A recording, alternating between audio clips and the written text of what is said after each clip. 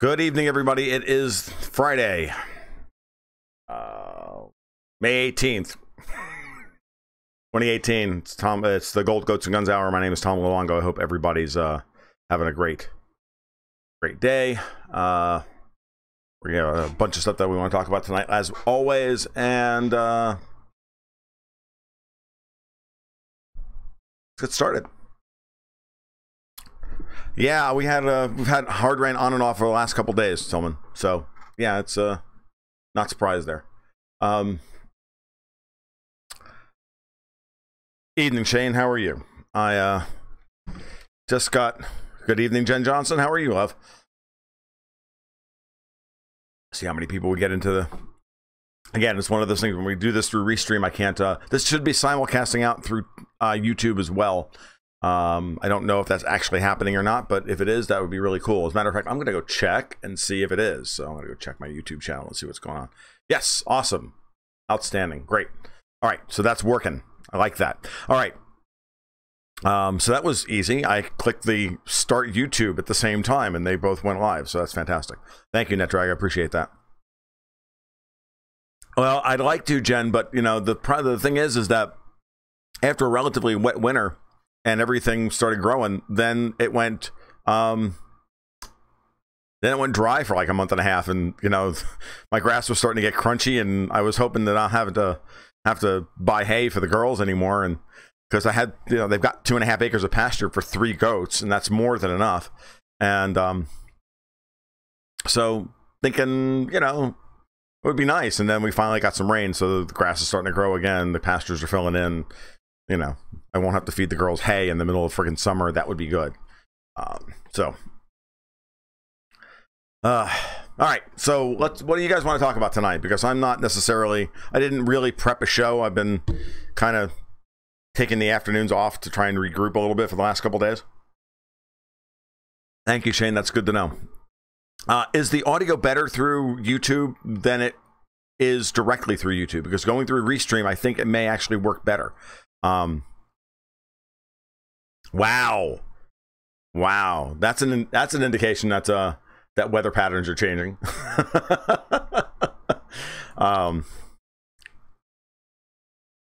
What do you give for hay in Florida? What do you mean? What do we pay?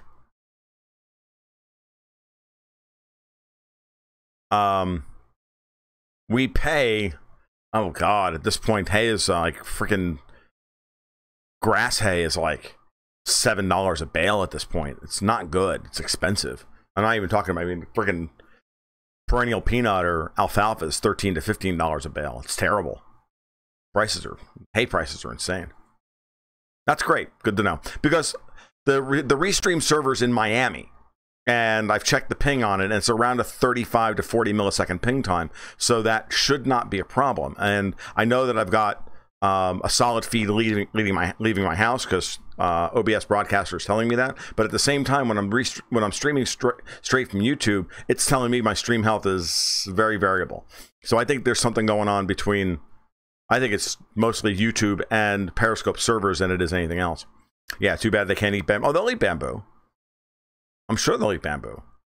What's the real? You know, I don't actually know if there's any nutritional value in bamboo or not. I know they like kudzu, but I'm not planting it in my house. I'm not planting it out here because if I do, it'll pretty much take over everything in like a year. I don't even think those girls could keep up with it. I'd have to keep 20 goats to keep a plug of kudzu from taking over. So, all right. There's a lot to talk about in terms of Europe, right? And a lot to talk about in terms of how Europe and Iran and Russia are looks like they might be setting up for a real what's the word I'm looking, opposition to Trump's beginning to be insane sanctions policy. I know he's very focused on wanting to get things finished, right? He wants North Korea finished. He wants Iran finished. He wants Russia finished. The problem with this is that these things aren't that simple and they're not that easy. And as Halsey pointed out to me the other day, he's like, you know that Trump has this thing for being the guy who can cut through the Gordian knot of these he like revels in the idea of being the guy to solve the unsolvable problems. But the problem with that is that he's going up against people who frankly have a more nuanced and better strategic lay of the land than he does. And he's surrounded himself with people who have been nothing but abject failures on the foreign policy front for decades. And this is the fundamental problem that I have with the way he's going about things. Aside from the fact that everything he's trying to do foreign policy wise is simply just an extension of the Obama, Bush, Clinton, Bush, Reagan, Nixon, Eisenhower, Johnson. It doesn't matter. All the way back to since Kennedy was killed, that the idea of an American empire is what America first means is asinine. And honestly, the more you listen to the rhetoric coming out of the Trump administration, you listen to the deals he's trying to, you find out about the deals he's trying to make behind the scenes, and frankly, the bribes he's trying to pull off behind the scenes, and you just have to sit there and look at yourself and laugh and go, fuck is he thinking? Like, he offered Angela Merkel, this was not widely reported, but he offered Angela Merkel sanctions concessions, not sanctions, but tariff concessions. If she would politically block at this point the Nord Stream 2 pipeline, and he would give her concessions to block Nord Stream and then buy LNG from the United States. The United States is the only country that's worried about Europe's energy security. I tweeted out this afternoon, I said, this is just a perfect example of Trump's idiocy when it comes to foreign relations, because there's aside from the fact that even if you were to do that, all you're doing is running a mafia shakedown, saying, look, I'm not going to break your legs, but I won't break your legs if you cancel the Nord Stream pipeline. Oh, I won't break your legs this week. And you get to buy our overpriced stuff from us. That's really what he's doing. And I'm like, really? You think this is going to fly in 2018 in the political situation around the world the way it is, with the alliances that are building in opposition to you the way it is, with the petrodollar and the entire dollar-based global economy leaking like the Titanic after the iceberg? I mean, sure, it's still going to take hours in geopolitical terms, years, for the Titanic to finally sink, but it's still sinking. So I can believe he was elected president. Don't get me wrong. I voted for the guy. And I voted for the guy for all the reasons I'm now angry with him for having been completely co-opted, I think, at this point, by the very foreign policy swamp that he was elected to resist. And to me, it just makes no sense. So, to listen to him think that was going to fly with Angela Merkel, even if it was a good deal. That's true. My people are better than this. Better than that at this than that. Even if it's a good deal, how long is it a good deal for? Until Trump gets his nose in the snit about NATO, or about something else next week, and he turns around and does something else and then shakes them down harder. I mean, it's like Darth Vader at the end of the Empire Strikes Back. I am altering the deal. Pray I don't alter it any further. I mean, it's insane. Aside from that, even if so, what if Trump doesn't get reelected in 2020? Why would Merkel give up 2 or 3 years worth of, tariff relief over steel and aluminum from the United States, over 40 years worth of piped Russian gas at less than $2 a BCM? Or an MCF. Are you freaking kidding me? I mean, really stop to think about what he's offering. What could he possibly truly offer Angela Merkel that's better than the Nord Stream 2 pipeline?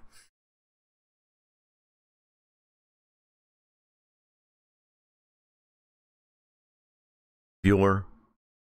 The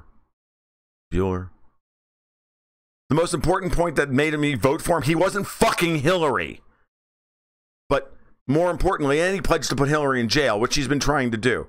No, the main reason was that literally Hillary Clinton was the embodiment of everything I don't like about the United States government, right? So at some level, Trump was going to be better than her. And I wanted to see this whole thing broken apart and beaten up anyway, because it just needs to be. And unfortunately, foreign policy is the means by which the swamp is filled. And these people know this. They understand that that foreign policy is what begets the military spending and all the lobbying in Washington, and then that trickles down to domestic policy. Now, at the same time, a lot of what's happening on the domestic policy front, I have no problem with. But again, American presidents are always allowed to play around with domestic policy. Obama was allowed to do it. He got to play around with healthcare. He got to screw with energy policy, domestic energy policy, and everything else. It was all fine. Trump is undoing a lot of that. And yes, he's done a lot to undo the transnational, supranational treaty horseshit trade deals, like the TTIP and the TPP and all that shit, which was all meant to be a corporate overstructure over the sovereignty of nations. Would I have voted for Bernie? Oh, fuck no. I'm a libertarian, dude. Screw that. No, Bernie Sanders is a moldy old 1970s commie who hasn't updated his worldview in 40 years. Unfortunately, Trump is turning out to be a neocon of, who hasn't updated his worldview in 20 years. So no. No, I would not have voted for Bernie Sanders. Bernie Sanders is a nightmare. Okay. What's sad is that Trump took the policy points and the rhetoric of Ron Paul and used that to get himself elected. And that's fine. But then he didn't do what he needed to do, which was to stand up to the foreign policy establishment.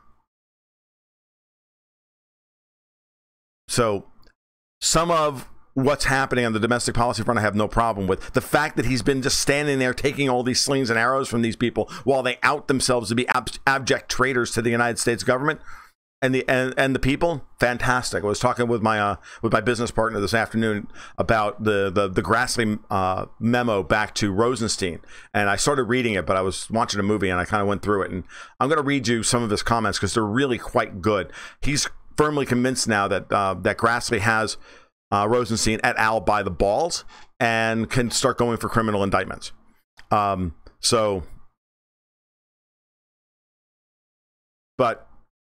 too long, didn't read. This is his comment. I want to read this to you. Grassley has them by the balls and is highly pissed off. It's obvious that the entire special counsel is beyond its legal scope. It may be entirely inappropriate under law. Full stop. If there is no criminal predicate, then the whole thing is legally invalid. Since Rosenstein and Wray will keep playing games, Grassley is going to arrest them, and he has the absolute constitutional power to do so. The letter makes it obvious this is where we're going. Unless a completely heard of criminal predicate is delivered, presumably under seal, this thing is falling apart all the way. And when it does, it will be impossible not to hold those responsible criminally liable. U.S. Code 2384, seditious conspiracy for the win. Treason is levying war or assisting enemies, and in doing so pretty much relies on force. Of course, the official misconduct statutes actually hold more prison time.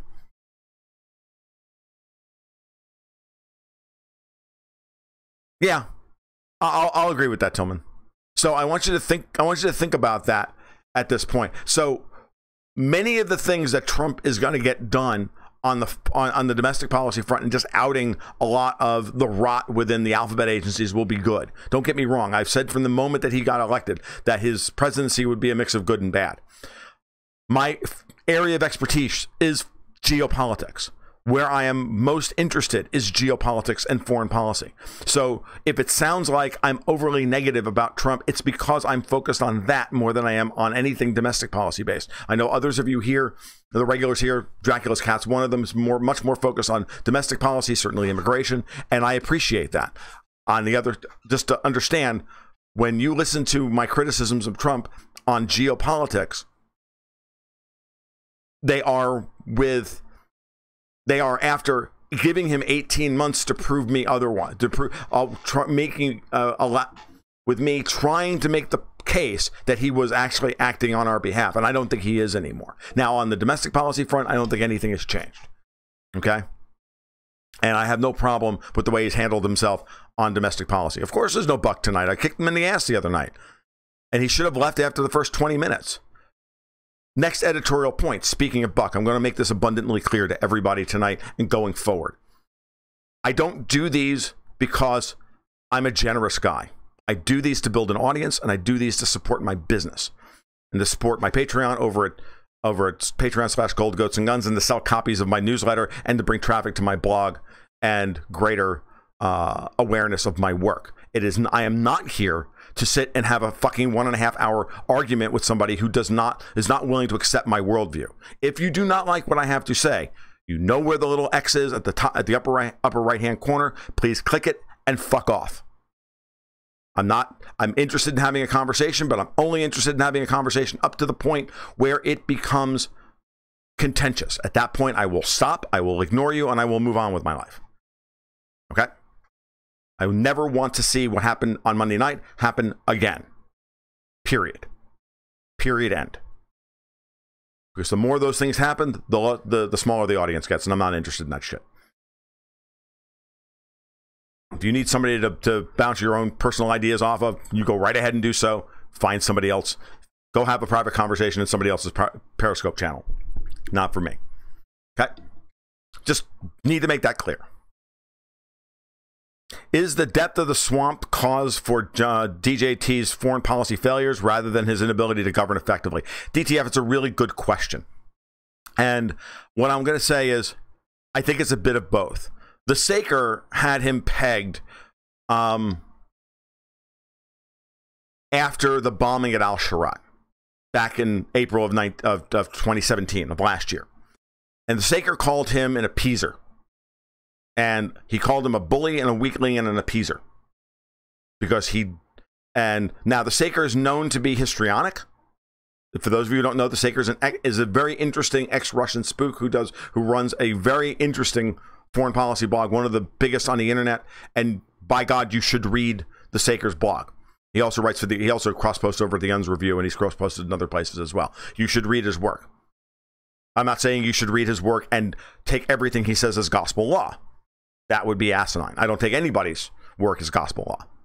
But the Saker is very interesting, and you should read him. And I think he nailed Trump perfectly last year in his response to the false flag chemical weapons attack last year that led to the bombing at Al-Sharat. The Saker pegged him as an appeaser. He realized then that Trump was not going to stand up to the foreign policy establishment. He wasn't going to truly stand up to his opposition. If the only way he would stand up to them is by sniping at the heels and trying to play the attrition game with them, which, by the way, is a valid strategy. Okay? But it's not a valid strategy when you're trying to conduct foreign policy and you have to take into consideration the other people in the world. I honestly do believe that Trump believes his crazy Nixonian style, over the top, we're going to bomb you back to the Stone Ages rhetoric towards North Korea was more effective than it was. Or it was as effective as it was, but for the wrong reasons. Right? I do believe that he thinks it was effective, and it was effective, but it wasn't effective for the reasons he thinks it is. It was effective to the point of getting the North and South Koreas to go, this fucking guy's crazy, and he's willing to unleash nukes on our peninsula, and so that needs to fucking end. And we need to lead the peace initiative here, which is what they're doing. Okay? He's hired John Bolton, who has been an absolute and utter complete disaster in every way. Bolton has his ear. Netanyahu has his ear. They are the two with the most influence right now on foreign policy. And the only thing holding Trump in reserve at this point is James Mattis telling him, don't go to war with Russia. Do not provoke the Russians, because Putin will force your hand and force you to go nuclear. So the swamp is deep and it is powerful, but it is also a mixture of, but it's also that plus Trump's own personality failings.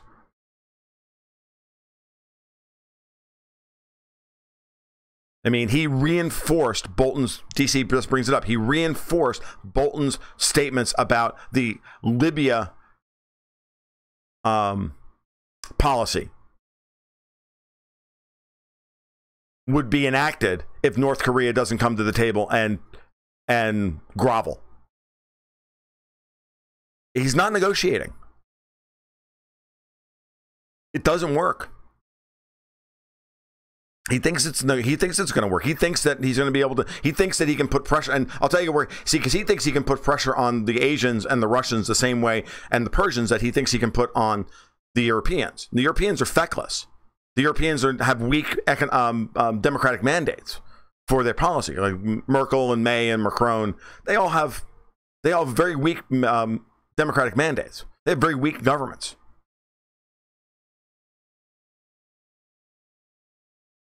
So Tillman brings up a good point as well. Donald Trump would rather be known for big deals than big entanglements. So he's trying to cut these things to the bone quickly.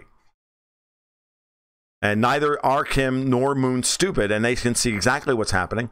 And as I mentioned, if not on Monday night, then certainly on my YouTube on Tuesday, where there was a great comment on Moon of Alabama, which I have linked somewhere. Where the guy basically laid out the theory that Kim is playing everybody, which I actually said to a greater or lesser extent in this month's issue of the newsletter, that Kim actually is playing both China and the United States off of each other in order to get North Korea free from their influence, to get the Korean Peninsula free from their influence. And the argument that the guy on Moon of Alabama was making, not B himself, but one of the commenters, said, look, this is Kim's strategy here is to get Moon to realize that Trump is crazy and the Americans don't give a shit and they don't want peace. And millions of us dead is his goal. And so, if anything, you want to be under my nuclear umbrella, not the United States. This is Kim to Moon. And so that's really what Kim is playing for at this point. And I think that's very close to the hand that Kim is playing. And Kim knows very well that China and Russia are okay with him playing that game that way because they stand to gain tremendously. The United States stands to lose in a big way. And we know that the United States policy is for a permanently divided Korea, just like they want Russia and Japan to never sign a peace treaty because they want open wounds everywhere around the world so they can spin up a boogeyman whenever the hell they want. So the whole point of putting even stricter sanctions on the mullahs when they know that flat out it has a very low probability of regime change because it's never resulted in regime change in the past. I mean, look at what's going on. We've been sanctioning Venezuela now and crashing and destroying their economy for 9 freaking months or over a year. Maduro, the bus driver, is still in fucking power. Okay, it's getting worse over there, not better, and he's still in power. Okay? And no matter how much you try and say, well, we'll just turn around and cut more people off from doing business with Venezuela, and we'll just keep pushing them and punishing them. Eventually they will. Eventually they'll knock under. I'm like, dude, it doesn't work. At some point, though, the more you tighten your grip, Tarkin, the more star systems slip through your fingers. Get a fucking clue, douchebag. Or, I mean, for a man who's supposedly such a great deal maker, he's pretty bad at reading people. I mean, even I know this. What does China gain in this? China gains American troops off of the Korean Peninsula. The closing of, if there's a deal, a closing of anywhere from 13 to 15 bases. They gain the Korean Peninsula as part of the Belt and Road Initiative by bringing rail all the way up and through the Korean Peninsula, so that South Korean goods can now be added to the Belt and Road network, all the way from Seoul all the way to London, never having to get on a ship. They can trade directly with Korea, never having to get on a ship. It just changes everything. Korea is a very, very big piece. In the geopolitical chessboard, it's a hell of a lot more than a pawn. It might not quite be a rook, but it's certainly a knight, if not possibly a bishop. It's very, very important. Okay? So, we've got Cuba as an example for 50 years or 60 years worth of friggin' crippling sanctions. But when they couldn't stop the Soviet Union from trading with them. You're not going to stop China from trading with Iran. You're not going to stop the Russians from trading with Iran. You're not going to stop India from trading with Iran. I mean, India defied the friggin' sanctions in 2012, for Christ's sake. You think they think it's 2018 and as dependent on foreign oil as India is? You think we're dependent on foreign oil? Go look at India's imports, dude. Okay? India's hurting at $80 a barrel oil. ONGC does not produce nearly enough oil to supply India. They need pipeline. They need gas pipelines. They need oil pipelines. They need nuclear energy from the Russians, which they're building them. I mean, they need a lot. India's electrical grid is still not first world in most of the country. Okay? So the Indians are never, I mean, they're building rail all through Iran right now, from the port of Chahabar all the way up through to the Afghan border, for Christ's sake.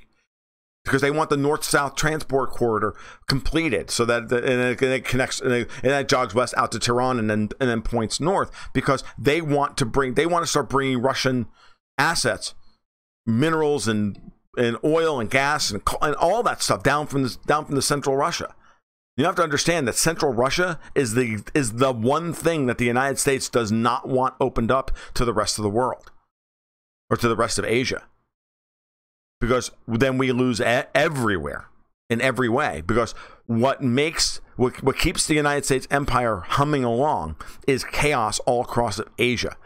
And this is why we're so thoroughly against Belt and Road. We do not want to see a connected, relatively and stabilizing Central Asia from India to Siberia. That whole corridor. India, Iran, Pakistan, Afghanistan, the former Stans, Armenia, Azerbaijan, all the way up through the Caspian, all the way up into Siberia. We don't want that. It's the Brzezinski doctrine. We want them complete. We want all the border disputes,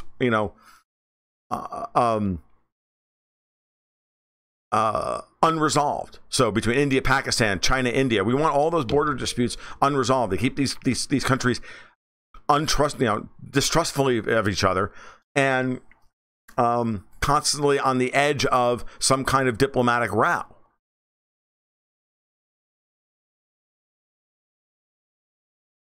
And the Iranians have been very smart in how they've played diplomatically, how they've played everybody in the region. Very, very smart. Which again drives the Saudis and the Israelis and the Americans completely batshit crazy.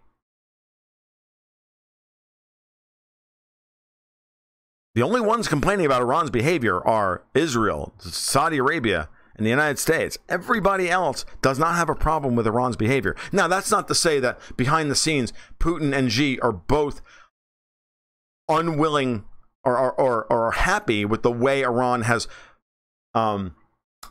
carried itself in Syria. Okay? They know full well that Iran at times oversteps its bounds, running running weapons and stuff to Hezbollah, or taking forward positions they shouldn't be taking, as opposed to just fighting Al-Qaeda and ISIS. They know this. But at the end of the day, the Russians will put them under control if the United States, Israel, and Saudi Arabia would back the fuck off. But they're not doing that. They're doubling down and going for broke because Netanyahu has got Orange Jesus ready to, manifest destiny his way across fucking Central Asia. I mean, this is what's going on. And, and if I'm wrong, great. I mean, is anybody gonna be mad at me if I'm wrong? Or would you like me to just blow sand up your ass for Christ, blow smoke up your ass for Christ's sake, piss down your back, tell you it's raining, and say, oh, everything's great, dude. No, Trump's got it. It's just 4D chess. Well, he's got it. I trust Trump. You really want to hear that crap? Because, dude, if you want to hear that shit, just go watch Adam or Jack Posobiec, one of those fucking retards. Or do you want to actually have, or do you want to actually get a perspective that says, I don't trust any of this. And here's your worst case scenario. And it's the most likely and probable scenario. And I wish it wasn't. I wish I was wrong. I mean, you're losing patience with Justin Raimondo, who's the man I learned my geopolitics from, for Christ's sake. And he's still wanting to look at Trump through rose-colored glasses because he can't let the revolution go. He can't let this die. Now, that man's dying of cancer, for Christ's sake. He should keep a little hope in his life. I'm not. Are Putin and Xi egging on Iran to stand up to the USA? No, I think they're all in cahoots in it together. DTF, I'll tell you what I really think is going on. I started to and I've written about this a little bit. I've talked about it in a couple of different articles that I wrote last week. What I really think they're doing is I really do think that they are playing, it's an extension of their financial war of attrition against the United States. They know that the long-term plan is in their favor if they can just survive economically and not go broke and not have regime change and not have manage their currencies and manage their trade and all of that stuff. Because the United States, because the longer that they go without being destroyed, right, the stronger position they are when the Western debt bomb starts to go off, right? Which is, I think, where we're in the early stages of that right now, right? The dollar's starting to rise off of its low, and we're starting to see extreme stress at very low, at relatively speaking, very low values for the dollar in terms of global exchange rate. We're already starting to see extreme stress in emerging market credit markets, and that should scare you. That's kind of like 2007, where everybody's in a low-rate adjustable mortgage, and then points rise by 0.5%, and everybody can't pay their mortgage. Because remember, what leverage giveth you on the way up takes away twice as fast on the way down. And in credit, it's the same thing, right? So low interest rate loans become, people always borrow to the limit of what they can afford on a monthly cash flow basis. Rate based on their cash flow, not based on their asset backing them, but on their cash flow. So if you've got $600 to spend on a car loan, I got news for you. You're going to spend between $550 and $600 on a car loan. If it's a 0% car loan, then you're going to buy if it's a 0% car loan, then you're going to buy a $35,000 car. And if it's a 6% car loan, you're going to buy a $20,000 car. That's what it comes down to. You're never going to buy the $20,000 car and pocket the $200 a month. Most people. And you're never going to buy the $15,000 car when you can only afford when you can maximally afford the 20. It's what people do. Okay. And yeah, there's some of us are better at this than others, but for the most part, people borrow to their limit. Well, it's the same thing with companies.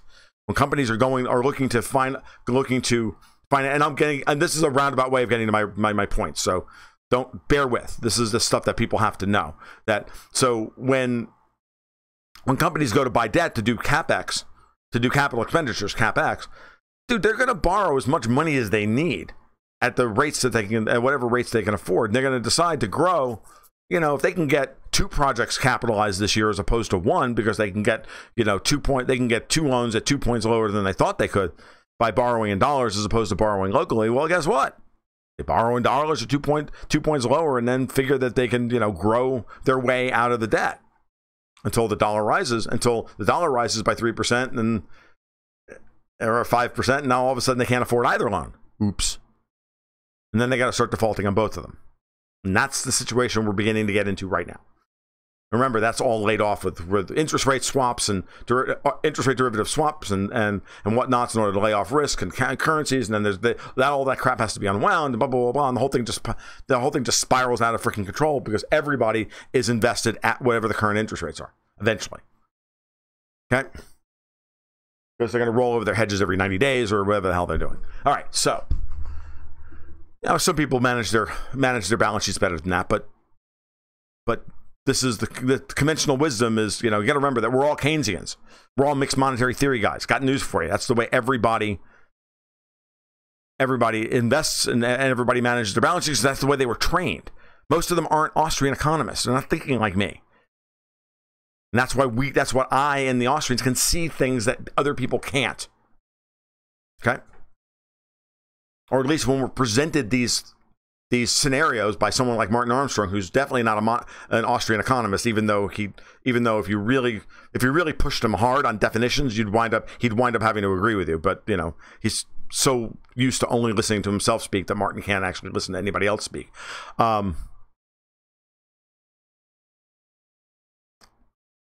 Listen to Shainbo. Ford's in the same position. Okay, so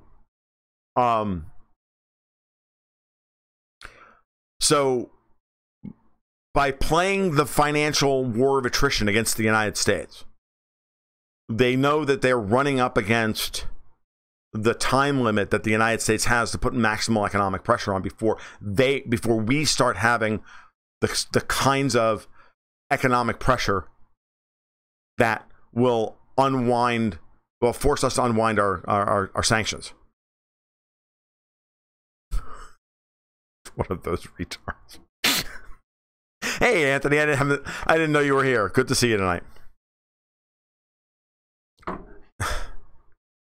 So, well, they are both retards when it comes to this shit. And they may have sources close to them in Washington and can give them insider information or whatever. But when it comes to geopolitics, both of them are fucking morons. And I personally think that Jack Posobiec is Navy intelligence, for Christ's sake. And he's a fucking Navy disinformation agent, if you want my honest opinion. So, all right. No, Cernovich is not. Cernovich is so far off the friggin' Trump wagon, it's not funny. Posobiec, I think so. But whatever. I tend not to give Jack too much thought, other than the fact that he still shows up on my Twitter feed and I have to get angry with most things he says. Yeah,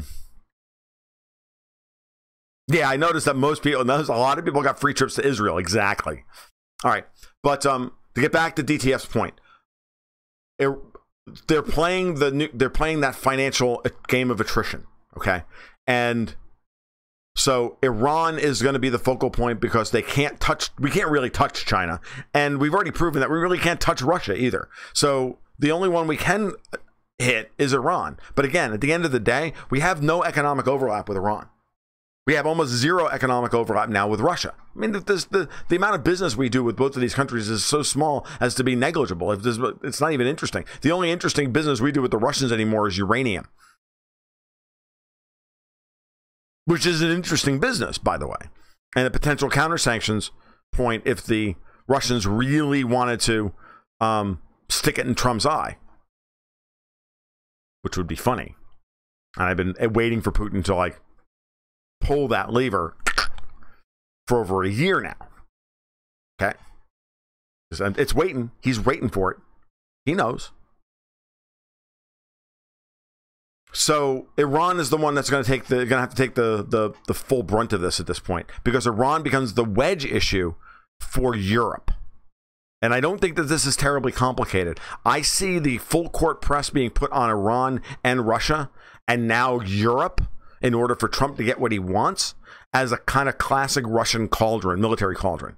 Right. And I've explained this in past videos. I'm going to do it again. What the Russians like to do is they like to present the front. Right. But then they'll leave a spot right here that's really weak to allow their opponents to break through. And then they come in from behind it in a circle and create a cauldron. I mean, that's the way the Russians work. That's what they do. They do it all the time. Ask the Ukrainian army. The Ukrainian armed forces, because they keep getting trapped in these fucking things. The pocket at the Bolsovo in 2014 literally ended the war. We don't export any uranium.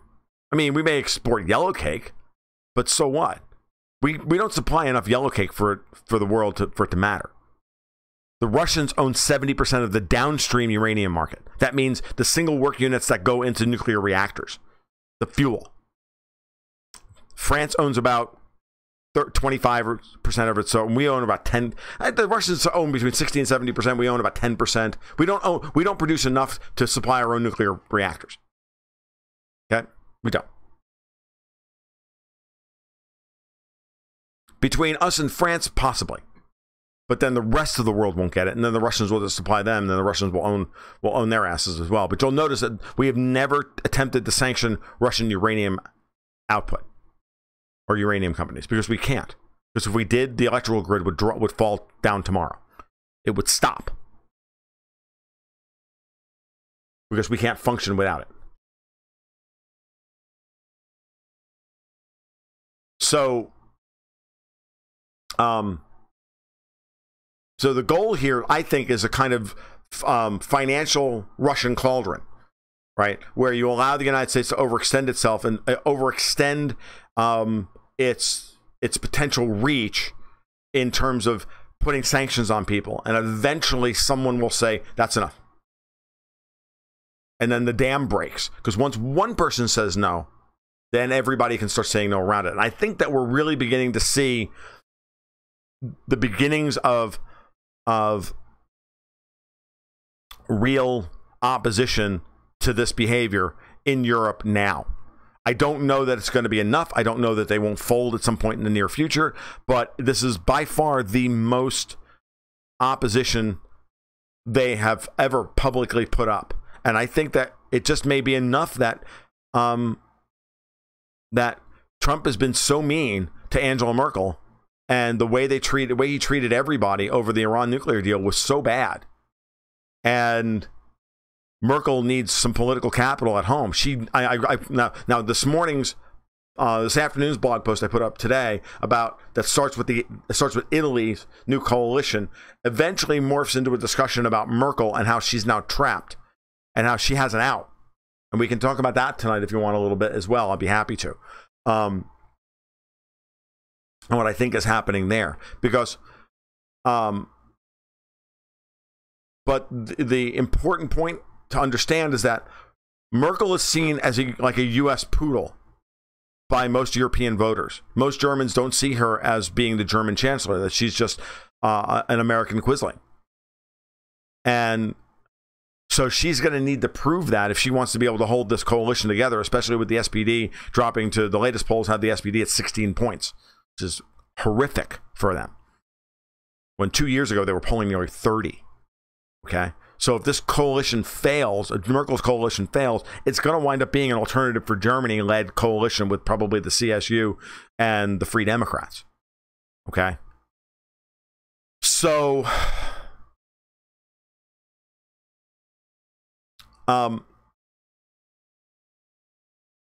Merkel has to stand up to Trump on Nord Stream. Europe wants the sanctions against Russia lifted.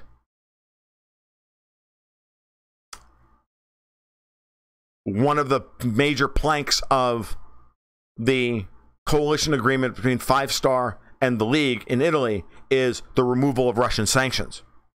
They want to do business with Russia again. German industrialists want to do business with Russia again. Merkel was in Russia today for the second time in 2 weeks. She hasn't been there since 2014. Okay? Things are really shifting very, very, very quickly.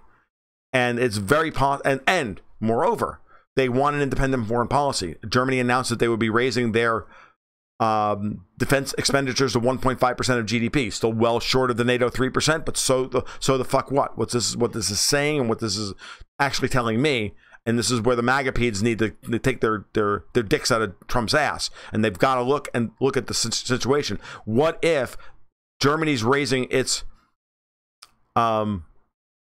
defense spending not to be a good upstanding member of NATO, but to actually provide for its own self-defense or its own pan-European defense, along with Macron in France and others? What if that's the case? Now what? Grand Army of the EU.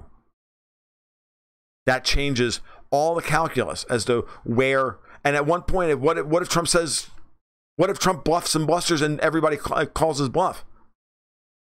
Then what? What if the Europeans continue to do business with Iran, trades for oil in euros, doesn't stop investment, blah, blah, blah, blah, blah. Or fuck, just offers just to say, look, you don't have to, defends them in court and says you don't have to pay the fines. What's the United States going to do? Seize assets of European companies here in the United States?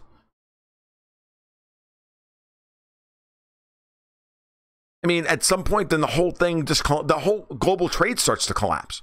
If the United States and the EU get into a trade war over Iran, this is not good for anybody.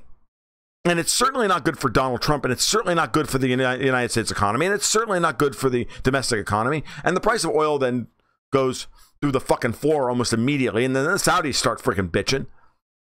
Wildcatters out in the Permian start bitching.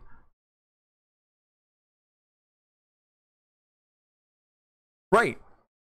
Well, so, and Putin sees all of this happening and says, look, let's just trade. You don't have to worry about us. We're not your enemy. But you have to, to find a way to save face over Crimea. And I think the way this plays out for Merkel is as follows. She's still not going to change her stance about Crimea officially. Behind the scenes, I think she already has. But officially, she can't in public. But the Italians can do it for her now. They have an opposition government in Italy who can, in July, turn around and go, we're not voting for the re-up of sanctions. Takes the responsibility right off of Merkel's head. Merkel can go to Trump and go, I couldn't stop them. She could also go to Trump and go, why the fuck would I stop them? Don, you've been such an asshole about everything. You want me to run roughshod over Italy? Okay, Nord Stream pipeline. Oh, and aluminum exemptions, steel exemptions. And the whole thing then, and then all of Trump's friggin' leverage evaporates overnight over Europe. And all of a sudden now Merkel has tremendous political capital, especially if she turns around and stops and allows Italy concessions on immigration and budget concessions on paying for the immigrants, which they won't let them do. Which the IMF and the EU will not let Italy do. Italy's got to pay for all of these immigrants that Merkel's demanded out of Italy's sovereign budget. And then they complain, and then they turn around and say, well, you're running too big a budget deficit. You need to cut more government spending. Oh, and by the way, you still need to pay off all your debt. Meanwhile, the ECB, in order to pay for these refugees that are on budget, that are causing all this shit, they're the ones that's buying all the new Italian debt anyway. So it's all a big circle jerk. So the Italians put, again, on all of this stuff in their proposal, the three most important ones geopolitically are wanting to get rid of the sanctions, wanting to have a mechanism, a discussion about immigration, and then the last one is how to redefine the role of Monte dei Paschi, the very troubled ancient Italian bank that still hasn't been wound down or nationalized. And what the fuck is that all about? That's all about how to structure debt relief for Italy without making it look like a bailout that German voters and Dutch voters will not, and the rest won't stand for. But here's the thing. Italy turns around and kills the Russian sanctions. Merkel softens her stance on immigration. Stands up to Trump on tariffs, allows the Nord Stream 2 pipeline to go through. Look at what's happening here, right? Now, all of a sudden, German investment can go back into Russia, into Crimea, right? All this stuff, all that breaks this summer. And at the same time, behind the scenes, while nobody's watching, they structure a way to bail out and provide Italy debt relief. And keep Italy in the euro, which is what they need to do. Desperately. Otherwise, the whole thing falls apart.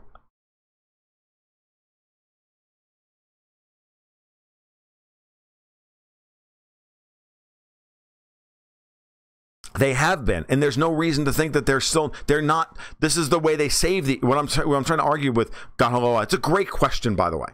Okay. What you're asking. So, God Aloha for the people on Periscope had just asked, haven't we witnessed Merkel and Macron be loyal globalists and loyal to the central bankers? Why would they now break away from the U.S. as an imperial vassal? Because the United States is no longer, they don't want the United States to be, since Trump was elected, the globalists to put their weight behind Merkel and Macron. They want the EU to be the center of their empire now, not the U.S. That's been obvious from the day Trump was elected. And so they're not stupid. They can see what's happening politically. They can see what's happening with the euro. They understand the problems of the structure of the euro and everything else. There's only one way out of this: debt consolidation, which they have to achieve by hook or crook. Okay, and an independent foreign policy. Okay, those are the two main things keeping that will allow the EU to survive. Now, this is not my preferred outcome. I prefer to see the EU just destroyed. What would the Greeks do if Italy gets a bailout? Immediately stop paying on their debt and say, we want a bailout.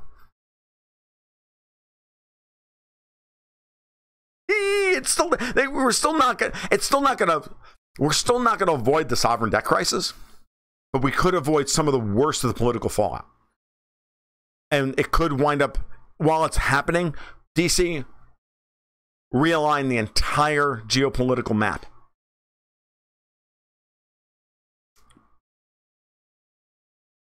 Because they need a way out of this. And they need to be able to sell debt consolidation. At least,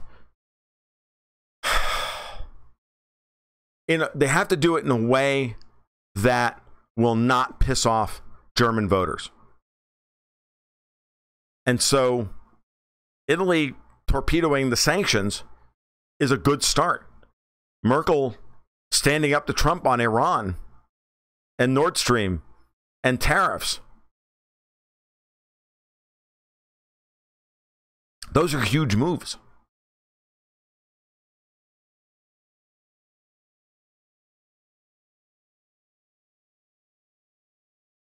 And then Iran survives.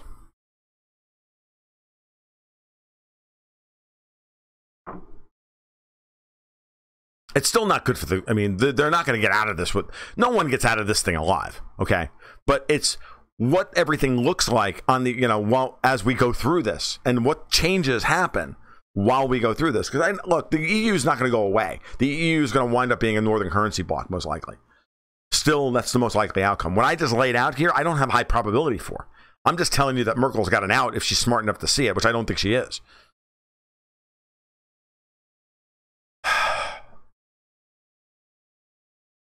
So,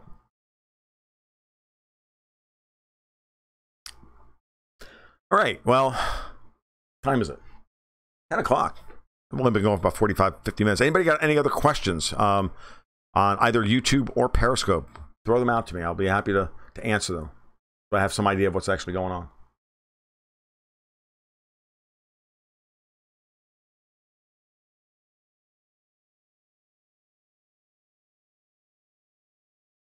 All right.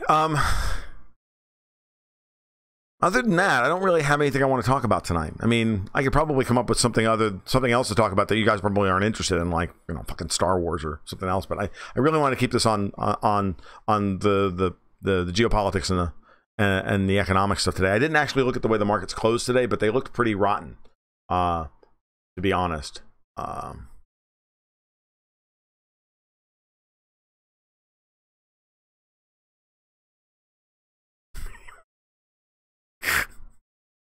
What does China gain? So Tillman is asking, what does China gain by allowing North Korea to negotiate? Again, I think I answered that earlier, Tillman, but I'll go over it again. Xi's more than happy to play the long game. The immediate benefits to China may not be obvious, but the long game is that with a reunified Korea of some form or another, and I'm talking about, first you sign a peace treaty, then they start working on some kind of confederation or whatever winds up happening. But once money and investment starts flowing into North Korea, once the Korean Peninsula starts to normalize, it will wind up with a structured okay, I'm sorry, dude. No worries.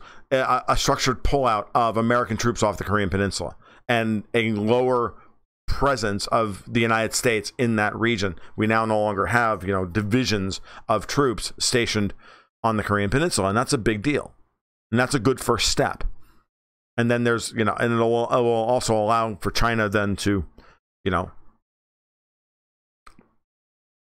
broaden its sphere of influence and the rest of it. And then the big question is then, Taiwan, and that's a different story for another day. And I don't have the chops for that tonight. So, but it's a big deal. And then Belt and Road Initiative, obviously being able to bring rail into from Seoul up through North Korea and into and up into China is and then starts the whole process of moving across Central Asia. That's a great thing. That's a brilliant thing. How soon will the debt bubble burst? Shane's asking. It's beginning to start in emerging markets now. It's going to play out over the course of the next 3 to 5 years. Do you see Russia and China prevailing in the financial attrition struggle, and how long do you see this playing out? They are going to win because we can't stop them because their balance sheets are in far better shape than ours. And they're ascended and we're not. So GDM rocks is back. So it'll play out over time. But what you want, it'll play out over the course of months / years.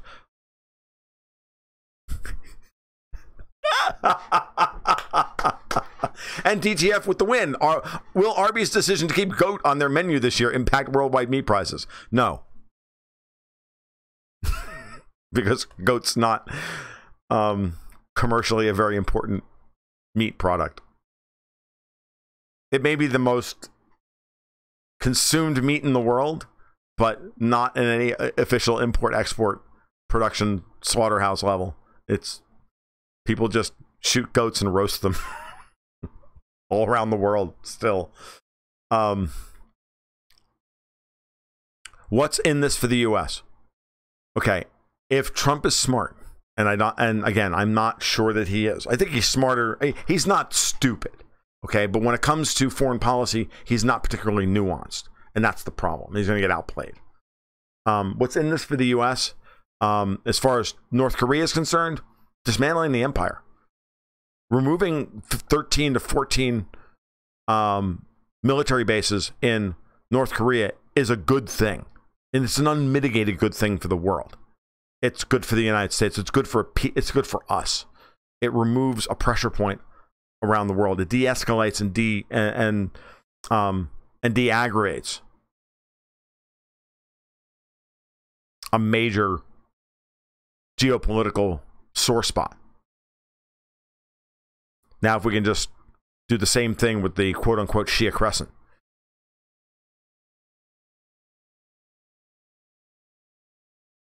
There are many goat markets. I have an auction right up the road from my house. We used to, before we bought goats, actually, even as when we were building the house, we used to go to the livestock auction up in Ellisville all the time. We just sit in there. Last room in Florida you could smoke in. By the way, I noticed that there were no signs or inspectors. Those old farts were in there. Those guys were in there. There's still ashtrays on the seats, and they were still smoking in the entire building. I didn't give a shit. I was like, dude, Camille.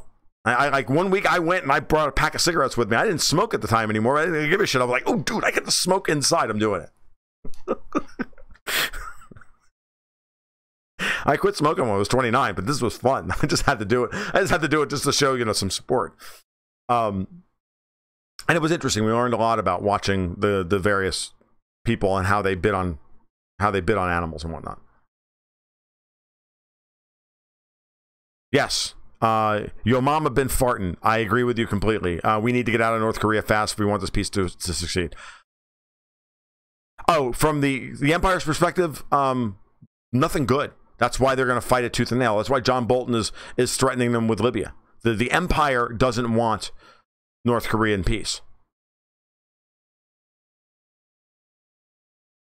Yeah, North Korea. I would Green Penguin. I would not be surprised that there's 2 to 3 cattle auctions every weekday in Nebraska. Of course, goats is a very, very small market, especially here in the United States. So no, it's nothing good. This is why, like I said, Tyler. So Tyler asks, what's in this for the United States from the Empire's perspective? I'm like, nothing good. They like having these open sore spots around the world. As in, I think what Tyler's asking is from the U.S. deep state imperial oligarchy that thinks they run the world. Those guys, from their perspective, what does North Korean peace get us? Nothing. That's why they don't want it.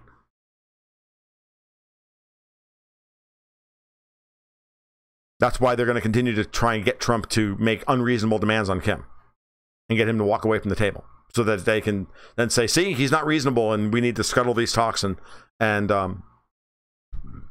keep this going and ratchet up the paranoia. These guys all need to be friggin' removed. Why try to block China in Central Asia but capitulate in Korea? Well, they're not capitulating in Korea. The Koreans are the one. Okay, so Tyler's asking why are they trying to block China in Central Asia but capitulate in Korea? They're not capitulating in Korea.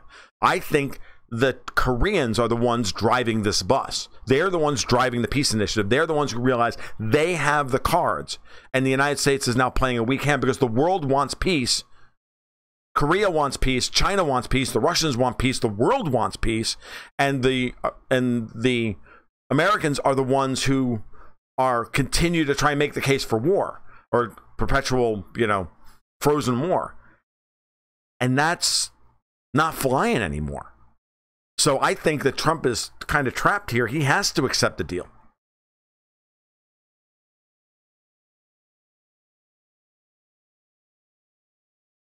Why do they want that? Because the neocons are a bunch of absolute crazed utopian fantasists. If the world flexes, what if the empire strikes back? It could get ugly, DTF. It could get very ugly. These are all good questions, guys. I'm enjoying the back and forth. This is the kind of stuff that I would prefer to do. I don't need to be, I mean, if you disagree with what I'm saying, that's fine. I have no problem with that. Give me good questions to challenge what I've said. So I'm appreciating this. This is actually fun tonight. It hasn't been to be honest with you, Periscopes haven't been fun for a while. So I'm actually enjoying the fact that we have both YouTube and Periscope in here. We're getting good questions from both sides.